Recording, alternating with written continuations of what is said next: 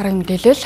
За AI технологиор бодит төрөх цаашлаад хөдөлгөөнийг яг л хүний хийж байгаа мэт үзүүлдэг болсон байна. Тэгвэл энэ төрлийн хиймэл оюун ухаан хөгжлийн кино урлагийн салбарт ашиглахад илүү оновчтой гэдгийг хиймэл оюун ухааны хөгжүүлэгч Төмөр Хувийг онцоллоо. За нөгөө төгөр сонгуулийн үеэр өрсөлдөгчдөө намнах, буулгаж авах арга болгож болохгүй тулд хиймэл оюун ухааныг ялгаж таних програмыг хөгжүүлэхэд анхаарах ёстойг сануулж байна.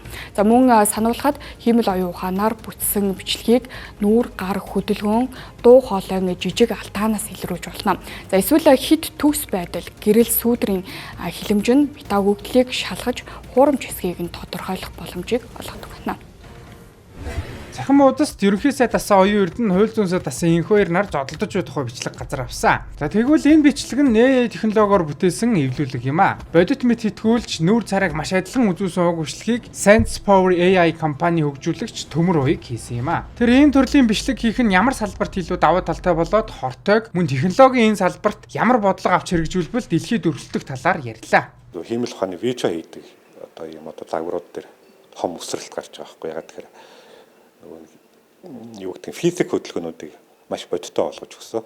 Одоо хүний сэлмээр тавьчихад цус мос өсөрдөг ч юм уу те. За ялангуяа тэр экшн кинонуудын хэсгүүдийг бол маш бодиттой болгож өгсөн. За бусад нөгөө хүнийг урагшна харуулаад яриулах те. Нэг хүнийг хооронд нь хэврэлдүүлэх, үнсүүлэх те. Инээмсэглүүлэхэд төр бол аль хэдийн шийдсэн асуудал байгаа хиймэл ухаан те. Хоол идүүлэхэд төр бол яг ийм киноны синематик төвшний ийм видео өсөх бол амар асуудалтай гэдэг гэсэн тийм. Нөгөө хүний хөл гарны эргэх холгоо нь тийм их биеийн хөдлөг байх холгоо нь суурин дээр хөдөлждөг тийм. Энэ эдгээр бол хиймэл ухааны алдаанууд. За эдгээр парк бүгдийг зассан байсан. Төмөр Хувийг бодит хүний царайтай дүр бүтээх нь контентын чанарыг дээшлүүлж чадах зардал ихтэй байна гэдгийг хэллээ. Тухайлбал олон нийтийн мэдэх болсон 120 секундын уг бичлэгийг хэлэхэд $100 төлж хийсэн байна. Мөн цаашлбал энэ төрлийн технологийн хөгжлөөр хүний дүр төрхийг илүү бодиттой хийх цаг үе ирснийг хэллээ. Ингэх тусам зарим хэрэглэгчид төөрөгдөлд орж магадгүй. Тиймээс бодит бичлэгүү аль эсвэл хиймэл оюунаар бүтсэн бичлэгүү гэдгийг мэдэх ямар аргууд байдгийг зааж өглөө.